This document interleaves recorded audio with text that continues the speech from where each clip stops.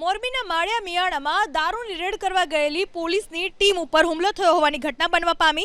ખીરાઈ ગામે દારૂની રેડ કરવા માટે માળિયા તાલુકા પોલીસ સ્ટેશન પીઆઈ સહિતની ટીમ પહોંચી ત્યારે મહિલાઓ સહિતના અંદાજિત 10 જેટલા લોકોએ પોલીસને રોકીને એના ઉપર પથ્થરમારો કરી હુમલો કર્યો, જેમાં 6 જેટલા પોલીસ કર્મચારીઓ ઇજાગ્રસ્ત થયા, જેથી તેમને તાત્કાલિક સારવાર માટે માળિયા અને ત્યાંથી તેઓને વધુ સારવાર માટે મોરબીની ખાનગી હોસ્પિટલમાં ખસેડાયા।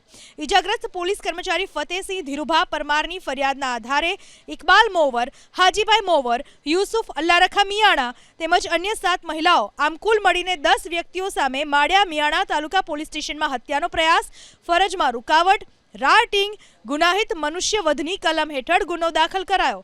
પોલીસે મુખ્ય આરોપી ઇકબાલ, હાજી મોવર સહિત 7 મહિલાઓની ધરપકડ કરી છે। સાથે જ હુમલાની ઘટના બાદ પોલીસે વિસ્તારમાં કોમ્બિંગ હાથ ધર્યું, જ્યાં દેશી દારૂની ભઠ્ઠી ઝડપાઈ અને કેટલાક હથિયારો પણ મળી આવ્યા।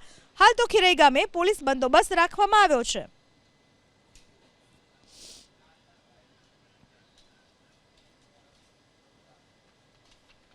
જેમાં અમારા પોલીસમેનના માથામાં એકદમ મરણતોલ જેવી ઈજા થઈ છે અને ટાંકા પણ આવેલા છે। તદુપરાંત ધોકાથી અન્ય ઈજાઓ પણ કરેલી છે, છૂટો પથ્થરમારો પણ કરેલો।